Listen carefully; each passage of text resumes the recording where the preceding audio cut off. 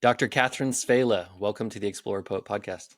Thank you. It's my pleasure to be here today, Josh. Yeah, absolutely. I've been looking forward to this one. As I was saying before, I speak to a lot of Jungians, but you have this very specific kind of offering where you work with creatives. And that's something that's fascinating to me, not only because I'm a creative, but because to, I guess, approach that subject with somebody who is also into the mythical and the symbolic and this kind of Jungian model for viewing the psyche and how that plays out in the creative process is very interesting to me. Yeah, but before we jump into that, I did want to, as I was saying before, I want to understand kind of your story. And I know on your website it says that you started off as a young person who was just trying to figure things out. And I would say I'm very similar. I might have gotten around to it a little bit later because of my religious upbringing kind of was impeding that kind of hmm psyche process for a while. But yeah, I'm curious, when did you get into, where did this whole like myth, creativity, the psyche, when did you come across Carl Jung? What does your story look like? Okay, well, actually, there's a connection between my personal story and how I started with that and the mentorship that I do with artists now. In my late 20s, early 30s, I really went through, we'll just use the phrase the dark night of the soul, since that's the easiest way to summarize it. Everything really kind of collapsed. I was very fragile mentally, emotionally. I quit my job. I got divorced. Everything really was falling apart. In retrospect, what was the middle of that? I told my therapist, look, I'm going to take 6 months and find reasons to live. And if I don't find enough of them, I'm out of here. It was that bad. And the very first thing that came to my mind was, I want to paint.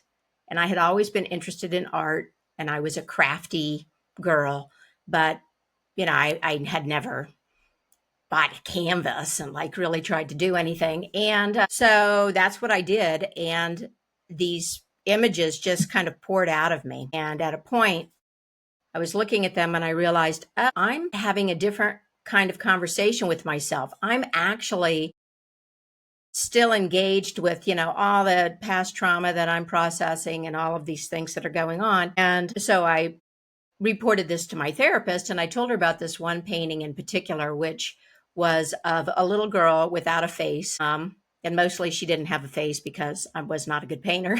And she was sitting on the front steps of the little house that I was living in at the time. And we had this very interesting conversation about the emergence of small children, of the child archetype in psyche. And so I read Memories, Dreams, Reflections, and I found that really illuminating. I kept painting, obviously. I found plenty of reasons to hang around. I'm here talking to you. And maybe a year and a half later, I went to New Mexico to paint. And I got very interested in the idea that we have a symbolic language, one that is recognizable from the outside. You look at somebody else's work or you even listen to someone else's song or read poetry, we can feel our way into the images and the metaphors, but we also cultivate one that is necessary to us at the time. And that got me into myth because I was going around and looking at a lot of art. And in particular, I was going to the Pueblos and looking at a lot of Native Indian art and the iconography and the history of weaving that deliberately into artworks and things that people would own. So I started reading myth. I think I read Theodore Roszak's collection of essays on psychology, and that was very illuminating for a variety of reasons. One of them being that I realized, oh, people actually work with this. People are actually bringing art and activism, which has been important thread for me also, and mythology and this ongoing process of culture building all together under this sort of rubric, it seems, of depth psychology and myth. So it took a few years. I went back to California. I went back to my old job. I had a lot of things to kind of get into order. But right before I was turning 40, was in a similar place in that it seemed like I didn't have anything, only this time that felt like opportunity. So I thought, no job, no relationship, no apartment. I have no obligations to anything. So, what do I really want to do? I had a feeling I was on the threshold of something. And two things came up simultaneously. One, to move to Joshua Tree to the desert, which had been a place that I'd spent a lot of time for about 10 years, and get a PhD in some Jungian thing.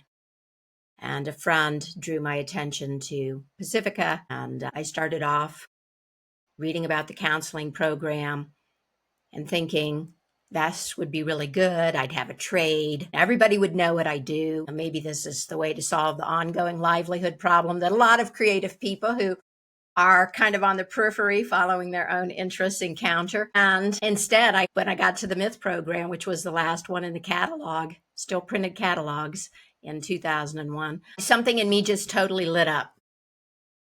And I wrote on the top of the page, I have no idea what I'll do with this degree, so I'm going to get this one. And that's what I did. And, I kind of hesitate to tell that story in so much detail, but there are so many things as I revisit it that are applicable from my experience to what I try and encourage other people to do. From the artistic expression to the sense of there being a symbolic language that can add power to what you're doing and also is available to you to expand your sense of what you're doing as an artist. And then that internal conversation and myth and following what rises up in you, which is what I say on my website. Yeah, I think for creators, I think that following that whatever rises up inside of you is very important. I always think about it. I do writing, and so I'm trying to work on literary novels, and I almost think of them as, you have from a story perspective, you have like an overarching idea of what this is going to be,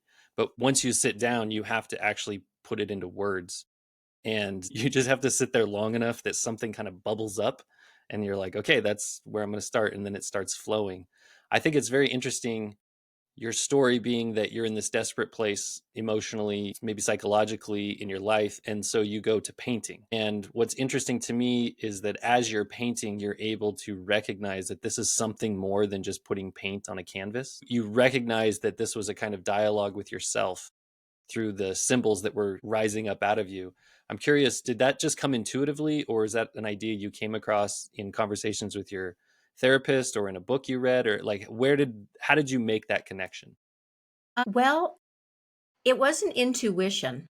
I mean, it took me quite a long time to go through this process that I'm describing. I think I was in really intense therapy for 5 years, say. So I was already paying a lot of attention to myself, and everything had really turned inward. So, long way of saying, I had already cultivated the habit of really paying attention to what was moving around in me. And I think that made me more available to that possibility.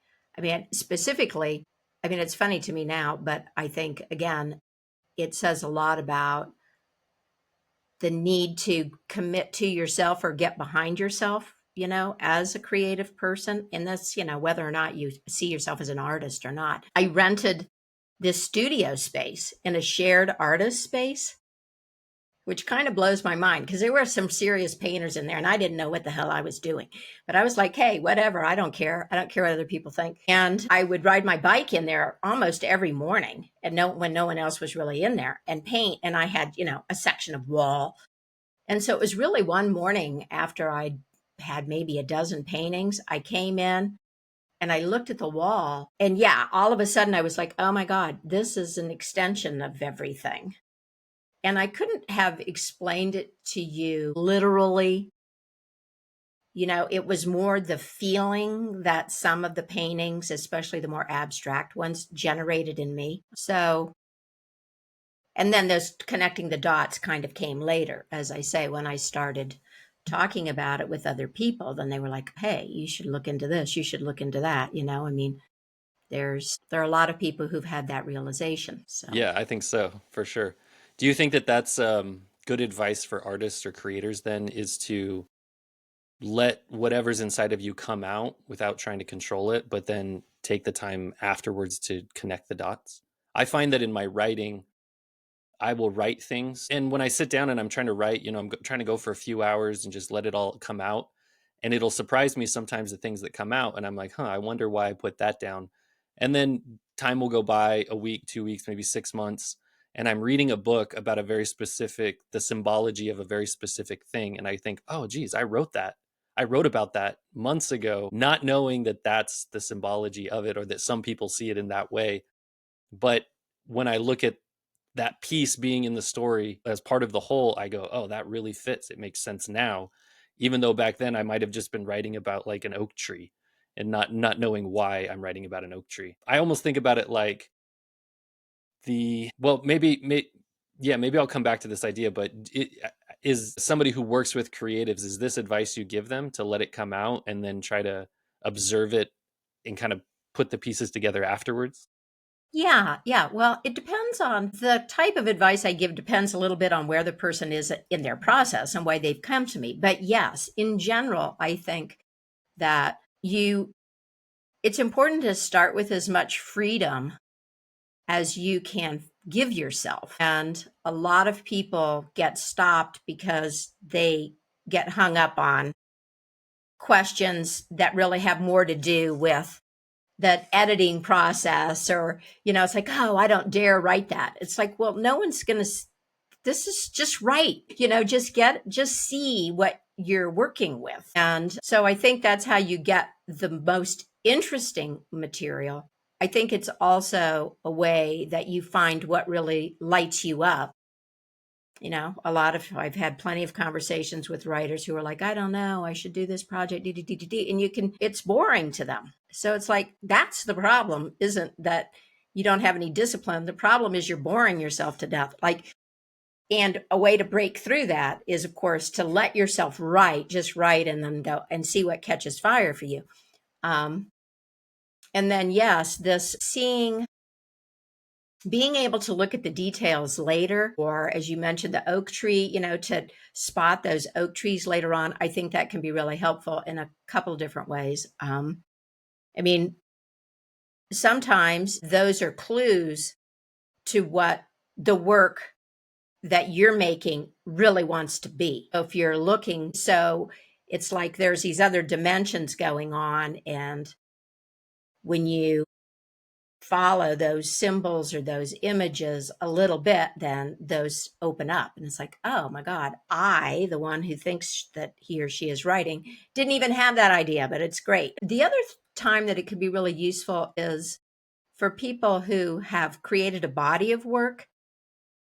Sometimes they are wanting to have a better grasp on what the themes are that they're handling, or what their artistic identity is. And the clues of all of that are buried in that conversation with self and what you've been making, in my experience.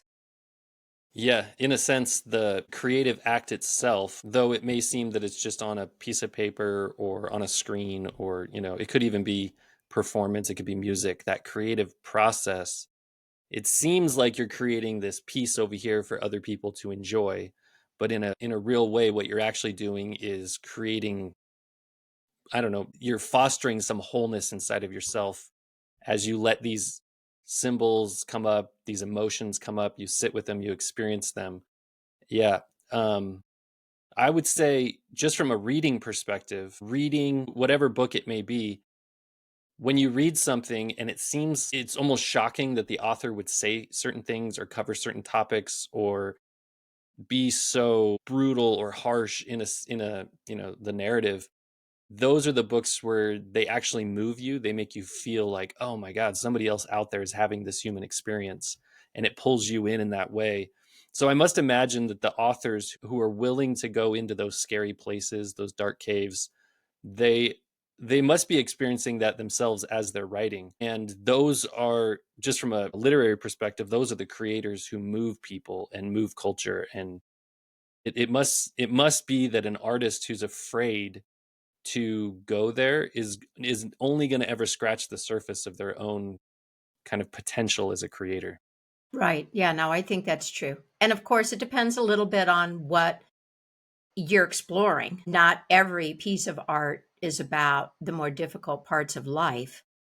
But yeah, I think that to have real breadth, you want to be a person who can go there. And then that, that can be a challenge because when you open up really difficult experiences in a way that is immediate, which is, part of that. It's the difference between the first person and the third person, like what's compelling and what isn't. Then you have to have a way of being with that experience and with those feelings. And I would say again that the using our affinity, need, dependence, even for images and metaphors can be very helpful because in addition to what you are working with in the art that you're making, you can also have a guiding image that is informing your sense of the process or the container that you're in. So, you can, if you've got to write something really hard and you don't want it to bleed over into the rest of your life, which is, you know, a much happier place, let's say, uh, you can work with your imagination and the idea of that you open a box, before you start writing. And that's where that part of the story is. And when you close the box, then you can walk away from it. Those kinds of things it's very powerful. Even just working things out, working out ideas, or allowing the symbols to come through you, just the very fact that they're symbols. So, I can see in the background there's an owl painting. Hmm. And so you'd say, okay, there's the symbol of the owl. Well, that owl may represent you, it may represent some part of you, it may represent, some emotion that you have or experience that you've had. But just the very fact that it's an owl and not you're not looking into a literal mirror of yourself, it gives you this distance to actually work with the thing in a way where you can feel the emotion, but it may be like you're saying it's contained in something that is not just overwhelming you and bleeding out into the rest of your life. It's that's part of why the working with symbols and working with characters and working with motifs is just such a cathartic process. It's like this beautiful way of engaging with the difficult things but having a little bit of distance from them. Right, right, right. Yeah. Yeah. So eventually you came to found this organization or company or group called Mythic Mojo. And so I would love to hear the story of that and maybe just a quick synopsis of what it is and what you do and kind of what your mission is there. What are your goals there? Okay. Well, so Mythic Mojo is just me, and it's what I decided to call my work. And I chose that because I didn't want it to be about me. So I didn't want it to be katherinesvehla.com. Though now that I'm doing more, although I do own that domain and it does point to but I wanted my enterprise, let's call it that, to be named for what I find in it and I feel that I'm working with. Mojo is a really intriguing word. The mythic is kind of obvious for somebody who has a PhD in mythology and is working with, but Mojo, because Mojo is a symbolic magic. And it also in music, refers to that sort of aliveness and immediacy.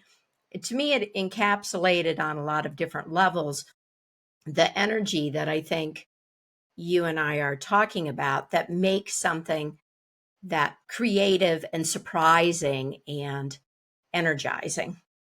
So that's why I call it Mythic Mojo. I have done a number of different things under the auspices of Mythic Mojo.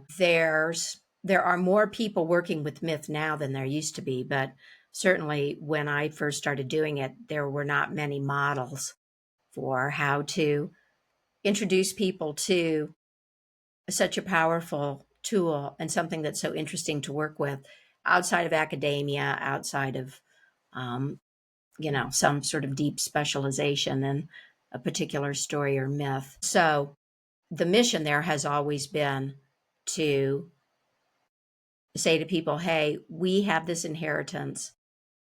We're conscious of its effect on our lives to varying degrees, and it's powerful. And we'd be better off, I think, if we understood that.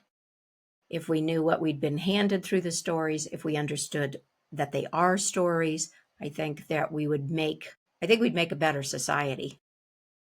And so ultimately, that's what I'm after. And I have a great amount of confidence in individual people who feel empowered to really make or do what they feel called to do. I think that's an important component of that better world that I imagine. Encouraging people to pursue whatever thing wants to come out of them, whether some creative venture, some creative project. Yeah, yeah. So when you said mojo is a symbolic magic, I've always known the word mojo to just kind of be like the way you described it, this energy for going, this energy for doing. Well, when you say symbolic magic, I'm not even familiar with where the word mojo originates. So is it a Yeah. Um, well, where it originates, that's far enough back in my memory banks at this point that I don't think I'm going to be able to pull that up for this conversation. But it's a word that's also associated with voodoo and Santeria and systems, Shinto. I mean, obviously, it's not a Japanese word, but the idea that if you handle objects or materials in a ritual way, that you can make something happen. Now, I don't know. I'm not a witch in that sense. So I don't know from direct experience how some of these things work. But I do know, going back to the story that I told you earlier, that to allow yourself to be informed by what you're handling and the way that you're expressing it to yourself can bring about profound change in you and your perspective at the very least. absolutely. Yeah, and when I hear the word mojo, and especially when I think about that energy or that creative drive, that spark, it just the word that first came to mind was like the Jungian idea of the libido, and this, that thing inside of us that wants to create, that wants to direct itself to the outer world and see where we can have influence. And I think that's one of the most amazing things to me about creativity, particularly in our Western world today, as all the myths have blended so much and have changed so much. And it seems like we are in a place or time when we're actually starting to become individuals. And if that's the case, then creativity is such an important facet of that, because we don't have, I mean, obviously there are a lot of religions still out there, there are a lot of ideas and philosophies and groups, but in a real way we're in a place where a lot of people are going to need to create their own kind of symbolic world for themselves going forward. And it seems like everybody is going to need this mojo, this creative spark for themselves. If we're all going to, I don't know, transcend or move forward, we've got to be able to pull that out from within ourselves. Right. I totally agree. I totally agree. And, I guess I could say that mojo is my word for Campbell's bliss. And I would hope that through tapping into the resources that we have inside of us and through learning how to be in conversation with psyche, with what we're in, that the hyper individualism, well, the pseudo individualism, let's like even call that or whatever call it that, uh, but that we'll move past that. I mean, it's ironic to me that we live in a time or in a culture here, in the United States, it's supposedly all so free and about the individual, and it's really like choose from one of the prescribed boxes. Like, yeah, you can be whatever you want. Use one of the templates that we've already come up with. It's bullshit. So, and I don't think you really figure. I think myth and making things, whatever you consider to be your art, are really useful ways to get past that and to really connect with what your longings for yourself really are. And I think that's what we need. Agreed. There's this idea that we all are individuals, but really it's just an archetype. And a lot of us haven't, the collective power, the collective draw is still so strong. And the way you're talking about just fitting into those boxes, I almost see it as, even in education, right? If you go into college, you go to university, there are thousands of different paths you can take, but they're all laid out for you already in such a way that, yeah, you might think you're an individual because you're going to go do this, But guess what? Like a million people have done that before you. And there's just like steps, there's expectations of how you get to the end. And if that's the case, then you're not on your own path. You're just following some other path that's already out there. And I think a lot of people, that's why, I mean, there's so many different reasons, but that's part of the reason that so many people struggle with things like mental health, depression, and anxiety. And it's because they have this inner drive to go do something, but when you go do it, the actual experience of being there and doing that thing is not exactly what you thought it was going to be. It's not as freeing, it's not as individualistic as you thought it was going to be. And I think a lot of people struggle with that. I mean, I know I've struggled with that in my life, because it's not easy to go figure out what you really want to do. And then if you do something that other people haven't done before, or maybe you want to do it in your own way, you're going to really struggle. It's like really difficult. And so both paths have their own challenges, but in the struggle of doing the thing that your psyche is pushing you to do, rather than maybe what your ego or the conscious, like the external world, is pushing you to do, there's some level of fulfillment, even if you may not be financially successful at it, even if the collective kind of at first shuns you for it. But that's what they do to every hero, is when you go and try to make your own path, the collective is going to look at you and go, what are you doing? You're crazy. You're not supposed to go there. You're not supposed to approach that thing. And then you go and approach it and you come back, and then only once you come back and you have that boon does the collective go, cool, you're a hero. And that might take generations, and so it's not an easy path, but it's something about connecting with that archetype of wholeness inside of yourself. You can't get there by going down well-paved paths or well-trod trails. You have to get off and go kind of find your own. Yep. Absolutely. Absolutely. Yeah. And I think that, I mean, I feel that I see signs of this shifting. Yeah, I mean, at some level, we're all looking for some kind of security. And where are you going to place your faith? We've been told that's like, you just have to have money, financial security. But how much? Seriously. And how much control do you have over that? I mean, I've met a lot of challenges over the years. And I have to say that the fact that I have a relationship with myself, and just the satisfaction of knowing that I have been true to what I really wanted for myself, that matters more to me than anything else.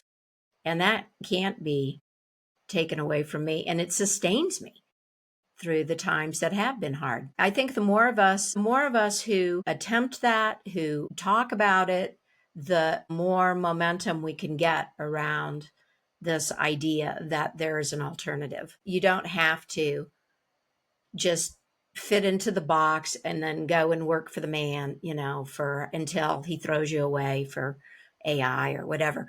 There are alternatives. There are cultures who have organized themselves around beauty, for example. And even if we don't know very much about them, why don't we do that? We could just decide to. Yeah, yeah, yeah. So we have interesting myths in our world around money, consumption, power, influence, and yeah, I don't know. If there was one thing that if there was like one wish that I could have fulfilled, if you think about the Old Testament, and King Solomon, God offered him, I'll grant you one wish. And so King Solomon wished for wisdom. And that's a great wish. Like that's good. He was wise, at least for the first half of his reign. But when Moses went up in Mount Sinai, what God gave him was this total view of the entire story. So the difference there is Moses got knowledge and Solomon got wisdom. Just me being a storyteller, reading Joseph Campbell, following the evolution of story and myth and culture, and just wanting to know so badly where it goes in the future, I think I would take that. I would take knowledge over wisdom. I just want to see it all. And then, maybe I'll make some bad inferences about it, but at least I get to see it. I think that would be fascinating. That's interesting. That is very interesting. Well, I like that. I like that story that you brought into there. Now, see, I would go someplace different with what Solomon and Moses received and back to our main theme, see the differences in the interpretation and what we're drawn to are part of what makes these things so useful. And not in terms of not to critique them, but rather as a reflection of ourselves. Because see, I look at that and I go, oh, well, wisdom feels more profound to me than knowledge. And also I contrast that. I wouldn't say Moses got knowledge. I say Moses got rules. So see, to me, it's the beginning of the end, He did come back with the of Ten the like, Commandments. Yeah. of that sort of free exchange conversation with the mystery, and the notion that we can be informed by that, which is what I think wisdom ultimately is. But Yeah, and anyway, wisdom seems like a more noble request. It's going to benefit other people as well. Like just seeing the story is probably a little bit selfish. And you're right, he does come back with rules, which maybe he didn't get enough wisdom, so God was like, "Okay, well, just take these rules." right, Yeah, exactly. that's funny. Yeah. Yeah. So coming back to this Mythic Mojo and what you do, I'm curious the types of people you work with when they come to you. What is like the general struggle? Or I'm sure there's a lot of different versions of this, but then how do you actually incorporate myth for them? Are you going and looking for a specific myth that fits them? Do you have like kind of some general myths that works for everybody? What does this all look like? Okay. So there's a lot of questions in there. So most of the people, I would say really pretty everyone who comes to me, they're either artists, self-identified as artists in some way, and I just use that as a blanket term for writers and musicians and everything. Or they are people who are in the process of or anticipating making a big transition in their life work. So people who have or want to do something, offer something to people that doesn't fit in one of the boxes. So, and those the thread there between those two groups is a feeling of leveling up. Like what I'm doing is challenging me in some way or another, which of course makes sense. That's when we go, oh, can anyone help us? And I often tell people that if I had to put my role in a nutshell, I would say I'm the person who listens to your crazy idea that other people don't get, or that you're afraid to tell other people, or that other people try and talk you out of. And I'm the one who goes, yeah, you can do that. Encouragement, receiving encouragement, especially in the early stages, from someone who understands something about what you're trying to do and I've been going around and around, how do I stay out of the boxes for 30 something years at this point. I've had a lot of the problems. I've made many mistakes. So there's a certain amount of advice, but it's also listening for what the other person is saying or not saying, and also listening with the attention that allows them to hear themselves. So I would say companionship and encouragement, actual advice and like suggestions. This is happening. Okay, so try this. And then being a sounding board in that, being able to call people's attention to things. It's back to that symbolic language again, because the way someone talks about what they do tells you something about their relationship to it and probably what they're doing. So those are universals, and how much of any of this we do kind of depends on the person. Another way of formulating it is that there's really a few levels, what your relationship is to your creative process, and then what is your inner conversation around it, and then what are you actually making. So you could also work on those three levels too. And this is where the myth part of it comes in. So sometimes some people come to me and they want explicitly to work with a myth or mythic theme. So I have one client, Kelly Scarr. We've been collaborating for 3 years. She's just this year released and has started performing her album, Greater Mysteries, which is a phenomenal piece of work. And she's blending performance with ritual. I was in the Hudson River Valley for the launch of that, and these performances were in an old mine. So it was like being in a cave. And we had people make this little pilgrimage down. Well, so when she found me, she was like, I want to do something with transformation. I know it has something to do with myths of the goddess or whatever. And over time, that became working with the myth of Inanna as a pattern for the cycle. So, Campbell gives us the cycle. You mentioned it with the hero's journey. Well, there's also a similar pattern in the myth of Inanna. And so that became an inspiration for her, and it became a blueprint for the arc of the music. And helping her understand what was in the myth and pushing her to go into parts of the myth that she would not have naturally was part of what I offered her. Oftentimes, though, the mythic component isn't so much here's a story as it is the fact that my perspective on what the person is doing is informed by the relationship that I see between myth, that symbolic language again, psyche, and depth psychology. So, you might, I don't know, I haven't gone to creative coaches who do things in a different way from what I do, but I could imagine that you could go to someone who would be primarily or would see as a priority to be focused on whether or not you had a clear vision of the project and whether or not you said you were going to write 15 minutes a day and we're doing that and all of that. And that's important. I'm not a big part of what we would be doing is constantly like tending this conversation of, are you letting yourself be surprised? Are you giving yourself enough freedom? And and when you step back, what do you see?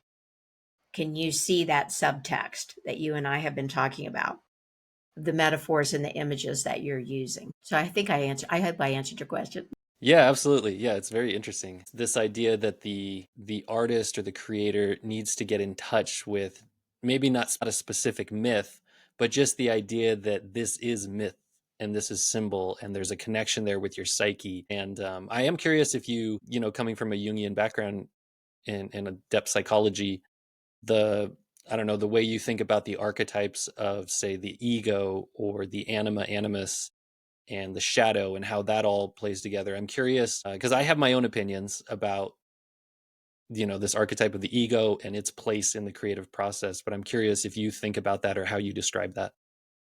Honestly, I spend a lot more time with James Hillman than I do with the overt Jungians. What would you say is the biggest difference there between James Hillman and the others? Well, and some of this, let me say, what I'm about to say is not necessarily or exclusively reflective of the viewpoints of Jung and Hillman, so much as what I have observed happening with their work. So, Yeah. with that No, that's good. caveat, That means that you've kind of blazed your own trail in a way, if you have your own yeah, ideas. So I well, think that's good. I don't know. I don't know about that, but the differences that I see between the two of them. So, Jung gave us the notion of the archetypes. So, these patterns that constellate meaning and they show up in different cultures and different people in different ways, but they can all kind of be tracked back to like some key idea, like the Platonic forms. And Hillman took that and went, well, do we really want to talk about archetypes or do we want to talk about the archetypal? And the archetypal, and if anyone of your listeners ever listened to my podcast, listen to an episode where I tell you a story. And at the beginning, I'll say, I encourage you to note the detail that jumps out to you. That's why. In another way of putting that is that what I'm saying is things that catch our attention that become meaningful to us or open us up to another level of meaning or significance if we sit with them are archetypal. They're potent for us. And yes, at some level, you could probably take any of those things and track them back to what a Jungian might call an archetype, but not necessarily. And so the reason that I like that is, for one thing, I think it's the way it actually works. I think it's a better concept. But also, when you're in the realm of the archetypal, then you can no longer be with this cataloging. Oh, here's a Jungian dream book. Oh, a ball of yarn means no. And that's probably the biggest place where Hillman stepped away from the Jungians. So, archetypal, and then what goes along with that, which I just alluded to, is really staying with the idea that we're in psyche and it is autonomous. It's not in us, it's not something that we're making. I think if you really internalize that idea, and I think, you can reflect on your dream life or just what happens in your mind when you're not paying attention, I think it's pretty clear that we don't really control it. Otherwise, why would we have all of these meditation apps? And then there's a curiosity and a humility and even a certain amount of fear that can come up.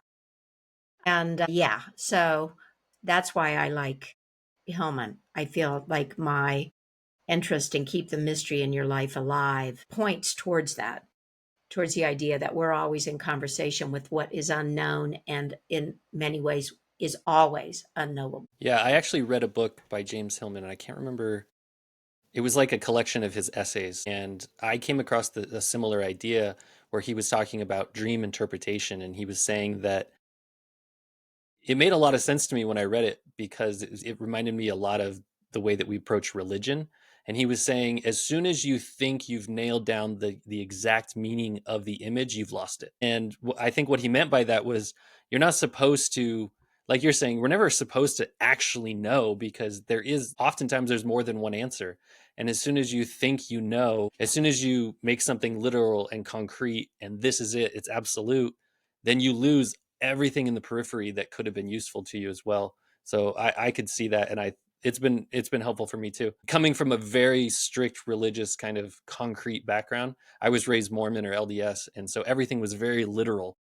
And as soon as I was able to step out of that, all of the images started to become so much more powerful because there were so many more meanings than just the literal concrete thing. So I could definitely relate to that. I guess then, so circling back with now that we've worked through these differences, yeah, how do you think about the archetypal forces or archetypal experience then of, say the ego or, whatever it is in the creative process, where does that fit? Well, I think that those ideas, see, I think those ideas or that way of conceptualizing our psychology, our personal psyche is really useful. And that's another thing, by the way, that I really appreciated about Hillman because it's Jung. Jung kind of comes along and goes, oh, well, there's not just one. We're not a monolith. We actually are comprised of all of these different psychic components. And some of them are closer to the mystery, to the unconscious than others. And they carry different parts of our experience. That's the way I think about it. Well, so then Hillman came along and went, well, and there's even more than, all of us, even what we consider to be our conscious personality, is multiple. So the way that I use that is by thinking about the process that we go through with ourselves, back to this conversation notion.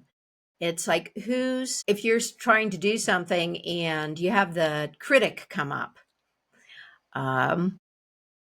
that it's helpful to be able to say, okay, that is a piece of my conscious personality, psyche, whatever. It's not the whole thing. And those dialogues can be shaped and relationships can be established between these things. Am I answering your question? Yeah, I think so. Okay. The different parts of yourself, some of them are going to be very encouraging and some of them are going to be very degrading or trying to shame you or trying to scare you away from doing this thing. Yeah, I guess yeah, how do you work with those, cuz they're all actually important. Even that critic is important in the creative process. It's just about how you work with the critic. You may have to have a conversation with the part of yourself that says, "Hey, you're going to be really helpful in the next stage when I have to go back and edit, but right now it's not your turn. You're going to have to take a seat for a second." Exactly, exactly, exactly. Yeah, that is even the conversation I think that a lot of people have to have with certain parts of themselves. I think that a dimension of your question that wasn't addressed has to do with the availability, like the difference between making something from ego and from some other part of yourself. And I'm not that hung up on the ego. I don't think about it that way so much. But I do like to encourage people to step out of their literalism, and that, in Jungian terms, is primarily associated with the ego. But yeah, I don't know. I guess it's not really that big of a part of it. Informs my ideas because of this notion that we have multiple parts. But beyond that, Yeah, I guess I'm trying to remember his name. Stephen Pressfield, if you know Stephen Pressfield, he wrote The War of Art, which is, I mean, he's an author, and he wrote things like The Legend of Bagger Vance, which I think was his big book. But then he writes a lot about writing, and he has these ideas about the ego and the ego's role in the creative process, which makes a lot of sense to me. But again, you can't think of them as too literal. You don't think of the ego as an actual physical part of yourself. It's just, these are labels that you give to energies or patterns or something, right? And so a lot of times the ego is, or you said the critic. I think they again, these are not concrete, so they can be kind of interchangeable in a way. But there's going to be a part of you as a creative person who either wants to convince you that this isn't worth it, it's not going to work, people aren't going to accept it, it's going to be embarrassing, you're going to fail. So that's a big part of that, like getting over that, so that you can actually get into the creative process. But then, even once you get into the creative process, that same critic or ego or the scaredy cat part of yourself could try to take control of the actual creative process, because again, they don't want to be embarrassed, they want to make sure it's perfect. They don't want people to reject it, and so it's got to be just so. And the way that I think about that is that if you sit down trying to be so controlling over a piece of art or a piece of writing or music or whatever it is, if you're trying so hard, you're not going to surprise yourself. It's not going to bubble up from the unconscious or come up from some place that you don't, surprises you and shocks you. And so when I think about that critic, the ego, this part of you that's trying to, self-sabotage you in a way from an actual creative project or creative venture, I think of it as, on any continuum, or anything has a continuum, and the ego has a continuum as well. There's like the balanced ego or the imbalanced ego, or the healthy ego, the unhealthy ego, or the weak ego or the strong ego. And so you need that part of yourself, in a sense, if you're really going to take the creative act serious, you need that part of yourself simply to say, this is my schedule and I'm going to stick to it. You need that part of yourself to say, right now, put your butt in the seat and get to work. But that's the job of that part of yourself, is just to put yourself there, and to keep yourself there. But as far as what's appearing on the screen as you move your fingers, that part of you almost needs to step out of the way and just like, no, you fulfilled your role. Thank you. You can be grateful for it. You can appreciate it. And you're doing a good job fulfilling that part of it. But as far as the actual creative act, you got to step out of the way. And so I guess I think about it that way. right, right, right. Well, Yeah. I remember that book. I read that quite a long time ago. And I didn't remember, I guess the difference, I just don't use the terminology. I talk about aspects of self, or the part of you that, when I'm talking with the client, it's like the part of you that doesn't believe that this project's worth doing. Let's talk about that. Let's talk about this, rather than like adhering to the scaffolding, and the terminology associated by that was created by the Jungian. So I'm sure that's useful in some context, maybe if I was a therapist or whatever. I mean, created a whole diagnostic language around those ideas, even though people still think Jung is a quack. It's so funny. It's like we live in this psychological society where that language permeates everything, and yet the people who founded psychology and gave us all of those ideas are considered to be peripheral. But yes, you have to have all of the different aspects, and you have to be able to manage the conversation. That internal conversation, whichever way it's pulling you. Yeah. Yeah. Yeah, absolutely. Yeah. Yeah. Well, Catherine, this has been a lot of fun. I really appreciated you taking the time to chat with me. I feel like we covered a lot of good stuff, especially from a the perspective of somebody who wants to be a creative. I think that we've probably given them a lot of stuff to chew on and figure out. So you actually do a number of different things. So you have your Mythic Mojo where you work with creatives, but you do also have a podcast. And is it the Myth Matters podcast? Mm-hmm. That's right. Okay. Yes. So how long have you been doing that? Well, so the podcast As Myth Matters officially as a podcast, 6 years, maybe. Oh, wow. Yeah. Um, but before that, in 2013, when I was still living in the desert, some friends of mine started an online radio station called Radio Free Joshua Tree. And at the time, I was doing these monthly public storytelling gatherings, and I'd been doing them for a while. And so they asked me if I wanted to do a program. And that's really how I got started. So I was making these half hour every week. Couldn't really keep up with that. But it was called Myth in the Mojave. And I did that for quite a while. And then I put it on Bandcamp. And anyway, I've been in that mode of telling stories and exploring them and trying to show people what's possible in them and model a way of thinking about them for quite a while. So yeah, so I also do that. And I also at various points have had in-person workshops or online courses, for lack of a better word. And I have one that's going to launch in October. I don't know when the show is going to air, but it's called Step into the Fairy Glen, and it starts on October 21st. It's for 2 weeks, new moon to full moon. So it's an opportunity to step into a story and work with it and get a sense of what it holds for you personally. It's also a model. I also intend to model for people who want to do story work what's possible and how you can create those kinds of opportunities for yourself or for other people. So Okay, I also awesome. do that too. That sounds cool. Yeah. So if people want to find you, they want to find Mythic Mojo, your podcast, or workshops that you're doing, where would they go looking for you? Everything is at mythicmojo.com. That's a Okay. gateway for everything. Okay. Awesome. Well, thank you so much, Catherine. This has been a lot of fun. Hopefully we can do it again sometime. Yeah, I enjoyed it. Thank you, Josh. Yeah, thank you. Bye.